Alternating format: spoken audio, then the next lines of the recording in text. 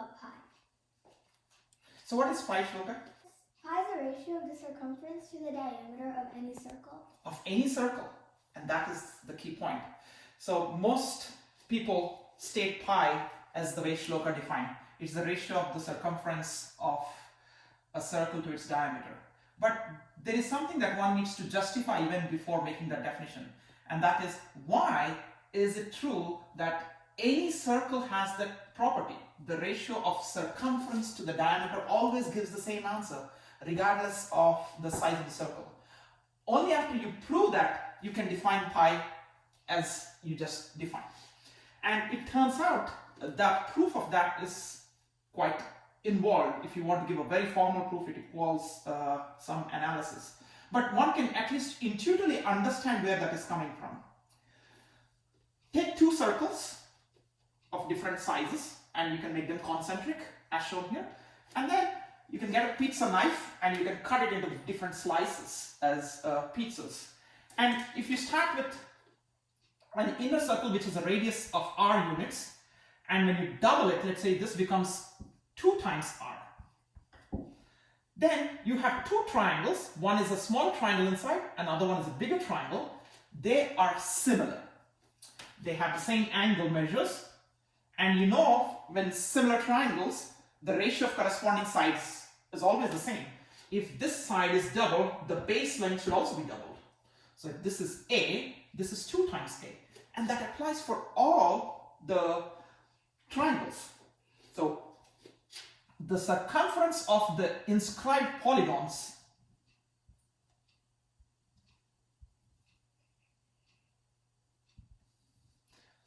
in the smaller circle and the bigger circle will have a ratio of 1:2. Therefore, when you double the radius, the circumference also gets doubled for the polygons. But what we are interested in is not the polygons, but the circles. And this is where the limiting argument comes in. You subdivide it into many polygons, and in the limit, you get that ratio. Now, a similar story is also true for square root of 2.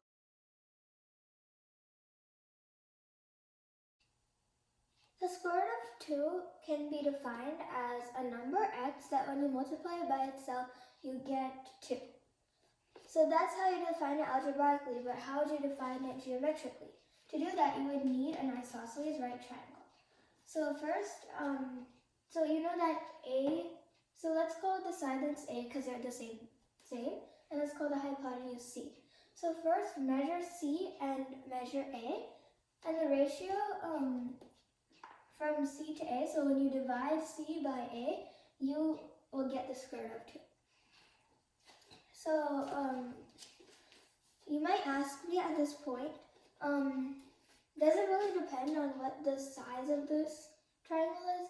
Like if I asked you to draw one, you might draw it in a different size than I did. So, would that make a difference?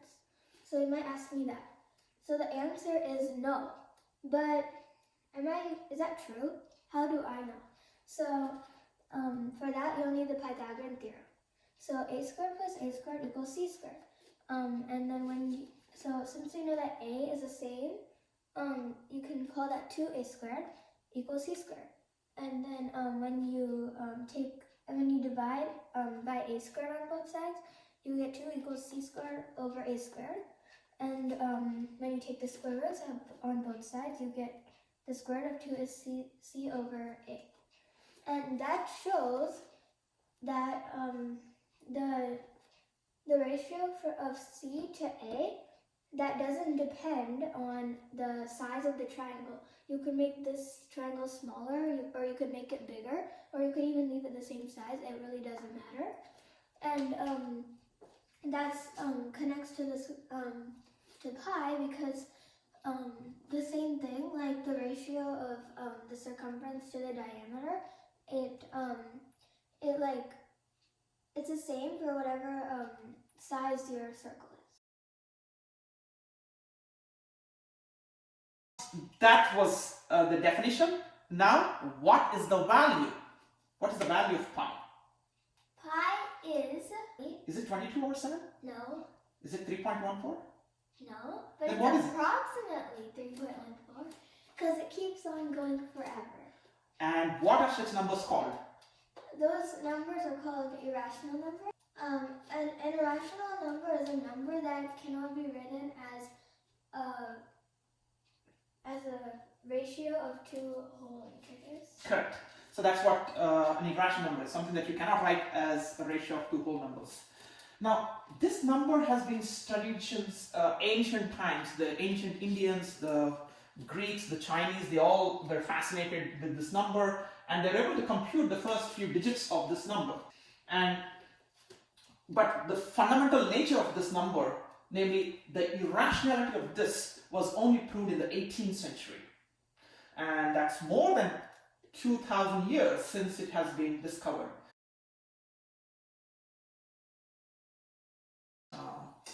But there's something more special about pi. It turns out it is actually a transcendental number. So here are two numbers, pi and square root of 2. They're both irrational, and this one is more irrational than square root of 2. What do I mean by more irrational? It turns out that this cannot be obtained as a root of any polynomial.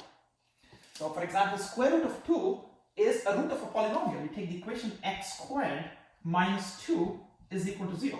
You get square root of 2. Or if you take x squared minus 3 is equal to 0, you get square root of 3.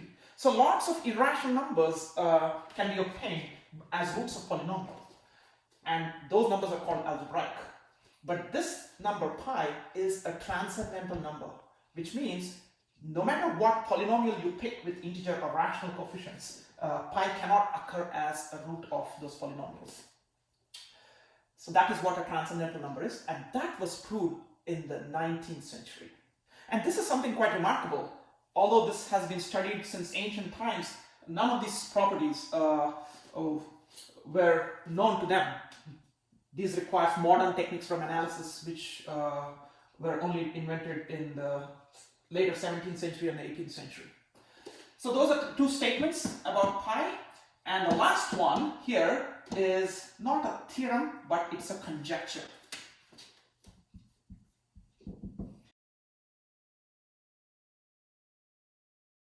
Pi is a normal number. And what is a normal number? A normal number is a number whose digits, let's say in base 10, have the property that all the numbers 0 through 9 occur with equal frequency. Which means, let's say you take the first, 1,000 digits of pi and see how many times 0 occurs, how many times 1 occurs, and so on. So just make a frequency table. You will see that approximately each of the digits 0 through 9 occurs about 10%. There will be some error, but some variance, but about 10%. If you take the first, let's say 1 million digits, again, it will be all 10%, but this time the error will be a little bit less than before. And the higher the value of n, the number of digits of pi you pick, the closer is the approximation to 10% of each digit 0 through 9. Such a number is called a normal number. Well, in fact, something more is expected to be true about pi. Give me any string of digits, maybe you can give your social security number or your telephone number. Somewhere in this long infinite sequence, you're going to find your telephone number. Not only that, you're going to find your telephone number infinitely often. So these are all empirical statements, and this has not been proved, but this is a conjecture, and people expect this to be a normal number. The digits of pi have passed all statistical tests of random numbers. So if you want to generate random numbers, you can just pick the digits of pi. So this can also be used for coin tossing. For instance, this is in base 10. You can also write it in base 2, where the digits will be zeros and ones. So that is like flipping a coin. So if you want an ideal coin flipping experiment, just grab pi and pick some place value and start looking at the digits from that point onwards. So that is a perfect coin tossing experiment.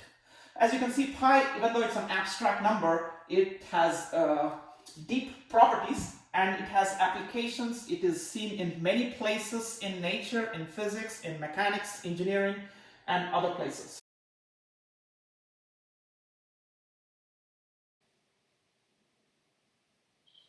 And